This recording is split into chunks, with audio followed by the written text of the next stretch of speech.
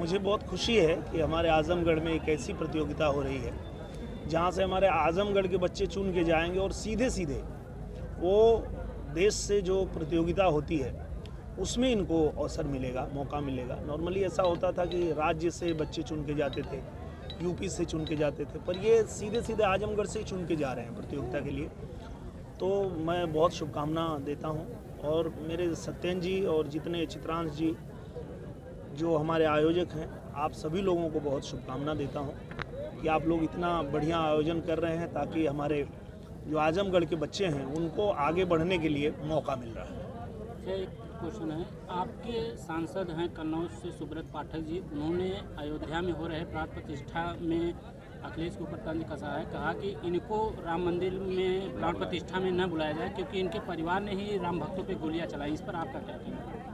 अब उन्होंने बोला है तो वही बताएंगे ऐसा क्यों बोले हैं, क्योंकि भगवान राम सबके हैं और ऐसा नहीं है। आजमगढ़ स्टेडियम की बात करें तो यहाँ कई व्यवस्थाओं का अभाव है, खेल मंत्री भी कई बार दौरा कर चुके हैं, तो ऐसे में सरकार द्वारा क्या किया जा रहा है? खेल मंत्री जी को हम लोगों ने लिखा है और उन्होंने यहाँ से मांगा भी था कि यहाँ पे जो जो आवश्यकताएं हैं उसको पूरा किया जाएगा।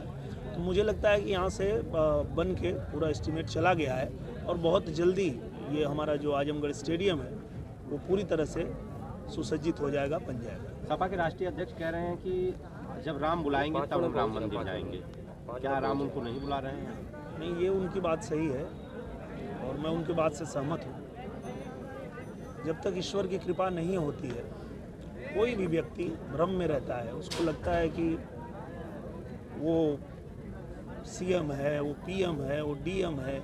इस भ्रम में जीता है इंसान। जब ईश्वर की कृपा होती है तभी उसको पता चलता है कि आप कुछ नहीं कर रहे हो, जो कर रहे हो ईश्वर कर रहे हैं। तो सच में जब ईश्वर की कृपा होगी तभी उनको दर्शन मिलेगा, तभी हो जा पाएगा। आज राष्ट्रीय अध्यक्ष आजमगढ़ आ रहे हैं और एक शादी निमंत्रण में, तो इतने इम्पोर्टेंट क्या यही मायने हैं कि अब शादियाँ भी अटेंड करें? इस पर अपने संसदीय क्षेत्र क्या वो भूल गए हैं? 6 महीने बाद अब आजमगढ़ आ रहे हैं, केवल शादी में आंगना करने आते हैं, वो अन्य कार्यक्रमों में आजमगढ़ में नहीं आते हैं, तो क्या वो अपने संसदीय क्षेत्र को भूल गए हैं? मुझे लगता है जैसे वो भूल गए हैं वैसे आजमगढ़ भी उनको भूल गया है, तो चिंता करने की ज़रूरत नहीं है।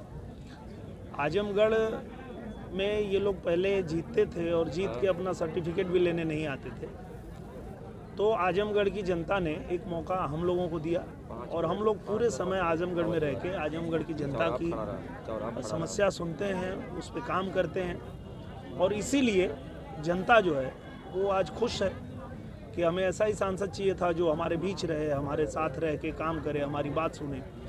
तो कोई बात नहीं है, वो जैसे भूल गए वैसे आजमगढ़ भी उनको भूल गया। इस बीच फिर भी संभावनाएं बन रही हैं अखिलेश यादव दोबारा आजमगढ़ से लोकसभा चुनाव लड़ेंगे। आपकी क्या तैयारी? बहुत मज़ा आएगा। मैं तो चाहता हूँ कि एक बार फिर आएँ, और पिछली बार तो महागठबंधन था उनका, अब इस बार एक और गठबंधन वो लोग बना रहे हैं और मैं तो ऐसी ही लड़ाई लड़ता हूँ कि जिसमें मज़ा आए लड़ने में। वो छोटी मोटी लड़ाई लड़ता है जी। पत्रकार नहीं भी ठीक है। आजमगढ़ का नाम आजमगढ़ कब रखा है? वो महाराज जी बताएंगे और महाराज जी का महायोजना कब तक लागू होगी? महायोजना महाराज जी के टेबल तक पहुंच चुका है और हम लोगों ने कई बार उनसे निवेदन भी किया है। अब बस इंतज़ार है उनके सिग्नेचर का, जैसे सिग्नेचर करेंगे महायोजना लागू हो जाएगा। राम मंदिर उद्घाटन पे आजमगढ़ की किस तरह से तैयारी है? आजमगढ़ की बहुत अच्छी तैयारी है और धूमधाम से हम लोग जाएंगे, अयोध्या जाएंगे और रामलला का दर्शन करेंगे। फ्लाइट कब उड़ रही है? फ्लाइट जब मिल गया लाइसेंस तो अब जल्दी उड़ेगी। हाँ, लाइसेंस मिल गया है, अब उड़ेगी।